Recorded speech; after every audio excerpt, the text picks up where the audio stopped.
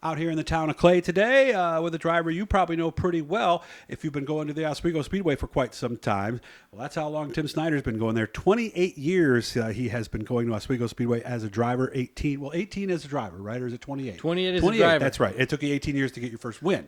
I think 35, maybe 40 as a crew member. There you go. So he's been going there since he was. Well, young. actually, you grew up in Oswego, and that was the big thing, right? Grew up 2 or 3 blocks from the track, right on 10th Street, Fitzhugh Park. Let's run down the stats. 93 was his first year racing. First win came, 2012, 2013, and that was a key for him because, what did you tell me? If you didn't win that year, you were going to retire it was or Classic something? 2011. What a great way to get your first win, Yeah, right? yeah. Also, he has, like we said, he worked on cars as a kid. 11 wins total in his career. So far this year, he's had a couple of wrecks. He finished 6th in the Classic, and he finished 4th the last time. They're off this week, so you told me you actually don't mind the off weeks, huh? No, real little regroup, get our things lined up for the July month and August and for the second Classic. How's the season going? How have we been doing on the track? We're doing all right. We started off pretty good. We make some changes to the car, trying to get dialed in a little bit with the new tire or the different tire in the wicker on the wings a little bit different. So our downforce, the aero package has to adjust, and we're working to a better package to make the car more stable to run. The wicker he's talking about, if you've seen like sprint cars, for example, you'll see there's a little lip, a little 90-degree angle that hangs up above. What did they change there, and how has that changed the way the cars are handling? They mandatory we can only run a 1/4-inch lip on the back of the wing. And what was it last before? year was up to 1/2 inch, 3/8. We And can a play quarter around. makes that much of a difference? Quarter takes away, and then the tire itself. Tires aren't really. The compounds might be saying 50, but they're about 70. They're a little bit harder than last year's tire, and trying to get those to work with the setups you had last year. So now you're dialing all new setups. So we got less downforce. We're sliding more. Sounds like a driver's worst nightmare almost. Yeah. It's either going to be real tight or real loose. There's no real happy feeling in the between. So is that where we've been going? Really, really tight? Yeah, or we really swing loose? one side or swing the other side. Saturday night, we kind of hit it pretty good in the heat race with new tires, but as the tires went away, it faded on me and it got real tight. Okay. Now, you tell me this place where we are, we're kind of in Clay, which is north of Route 31. This particular location where your house is really significant to you. Yeah, growing up, working on the grades guys, right around the corners where we used to build some of the cars with Ronnie and Freddie and the guys. So we held the car for Doug Havron and Eddie Bellinger. So when we were looking for houses, we called this house the race car house. So we moved to the race car house. It's on Graves properties, the old farmland here. So where we are. Was that intentional, or did it just, oh my God, this is a property I know, I got to buy this house? No, we started looking for houses. And we came around here by Ronnie's old house. We saw the development, and there was one for sale. So we looked at it. It's a large house, and then we looked all over between Beeville and Cicero and Fayetteville. We were kind of looking around the Syracuse market, and we just kind of landed here. How did you find this property in the first place? When you were a kid? Were you a teenager? No. When you started working on cars? Working with Freddie, and we were at Jarrett's out in Mexico. We moved all the race car stuff here to Clay, to Ronnie's house, and we started working on that. I think it was in 88, 89 type of time. So you didn't find racing necessarily as a kid then, did you?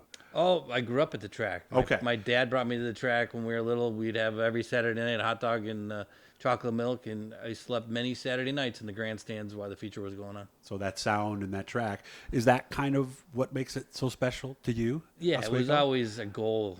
As a little kid, wanted to be a race car driver. That was what we did and what you wanted to do, and I just stuck to my goal and in life, and that's where I went. Well, every kid has their favorites. Who did you want to be? It's funny because I had a lot of favorites. I mean, the Jimmy Champagnes, the Nolan Swifts, Kenny Andrews, Bentley Warrens. And when you get to race with some of them, it's even funner. I can imagine. It makes a highlight when you're out there running around with them. Of course, some people tell me, too, that when you race against your heroes, it's really intimidating. At times, yes, especially guys like Bentley Warren. Yeah. Do you remember the first time you had to deal with that? Like all of a I sudden you're just tried looking at to the heat and, oh my God, Bentley Warren's next to me. Yeah, I just try to stay out of the way. Actually, today I still try to stay out of the way. You just want to race the track and everybody be safe out there. So You said 18 years without a win, and the fact that you got a win in that season was key. Because what did you tell me, you were ready to retire or something? yeah, I Was made that a deal. joke? I made a deal with my wife that I was going to retire if I didn't win, and it came around the Classic weekend, last race of the year. Oh no pressure. Huh? No pressure at all. We went to a friend's wedding the night before, had a few cocktails, had a real fun time. Didn't really feel well Saturday or Sunday for the Classic, and just thought, this day is over. I'm done. Yeah, And it was guys were. I followed Mike Ordway from my starting position, and he ran out of fuel. And next thing I know, I was leading the race. No kidding, just like that. Just it was, I don't know, 197. I'm leading. So, And of course, 10 wins since then now. So, of course, you told me it's been a while since you. Has it been a while since you won now? yeah, it's been 8-9 years. It's been a little. So they all dry kind of came spell. together then, yeah, didn't they? Came together. We've made some changes to cars, and cars have gotten faster, gone to wings and all that stuff. So we've been close a few times. Haven't hit it close, but Okay. we'll get another one. Our goal is to win a race. I mean, really, goal is to put it in the trailer at the end of the night. But if we can win a race, we had a good run Saturday night. We finished 4th, pretty competitive. We were ahead of the melee there. I don't know what lap it was, but okay. a lot of cars got taken out in the first 35. So we were close, not close enough to win, I don't think, but we're getting closer. Some questions from your fellow racers. Michael Barnes, I mentioned I was coming over here to see you today. He says, here's the question for him. He says, I don't know if it's funny, but I guess when are you going to hang it up and put Nick in the car? It's a great question because a lot of people ask it. They do. I'm getting to the point I'm over the hill. I haven't had a win in 9 years, so maybe it's time. But I've always told Nick that I'd like to get him a college education. He's a hockey player. His goal has always been to go to college and play hockey and get a degree.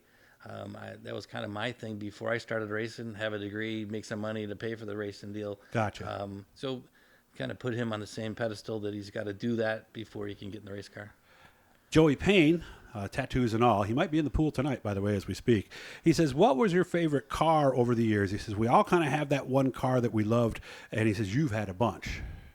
The favorite car is the one you put back in the trailer every Saturday night. But I go back in the beginning of my career, some of the ones that I built myself, with the guys in the shop, our own chassis, those were always the good ones because you could always cut them up and fix them and do something. I'm running a hot car now, so I try to stick to what Joey says to do. I don't like to cut and weld and change. But my cars, I think it was the second frame I built that we won the Classic with. We whacked that things around. It was never straight. It was always something on it. Friday night, we think we were doing the right thing and made a change. And those were the fun cars that ran well. And I would think that in an era today where most people do not drive cars that they built themselves, it's not like it was 30 years ago, 40 years ago, I would think winning in a car that you built has to be a special feeling too. Always a special feeling. And actually, we invested in tubing. We have tubing on the shelf. We have stuff to build another car. You might, huh? Just invested a little bit into a new welder. So we might be building some few frames here. Nice. It's either a 350 or a big block. We're not sure, but we're just seeing how things pan out here in the next year or so. And if Nick gets into it, he might have something new. I've learned one thing from hanging around with the Oswego people, and I wish I could spend more time with you guys, but I'm always working someplace on Saturday nights. They have a love of that track that I think maybe even be a little more than some of the other tracks where people go to maybe 5 or 6, 7 speedways. What is it about Oswego itself? What is it about the car, the track, everything? What is it that makes it so special? Years ago, I used to call it the little indie or whatever. It's like a home to a lot of us. So I look around who's running today. We all grew up there. One way or another as a crew member, in the stands, sitting together. But it's just our home track. It's kind of like every day you go back to see all your friends and family. We might beat each other up on the track, but we're all buddies afterwards. Yeah, I noticed that when I was down there, and I had the guys ask a question for the next guy, and everybody was just joking with each other. It really seems like a lot of camaraderie. He'll be off this week, but they'll be back next week. OswegoSpeedway.com is how you can find out more. Make sure to follow. Is it Snyder Racing? It's Snyder called, right? Racing on Facebook. Yes. All right, I just did that myself, guys. If you're into racing, hit the little blue E down there in the corner. That'll subscribe. You'll know every time we're doing something cool. Like I said, this was take 2. It was totally my fault. So an extra special thank you for Tim for having me out again, man. Thank you. Thank you. Thanks for having me. Again, subscribe, guys. We're going to be doing lots of cool stuff this year right here on the video page.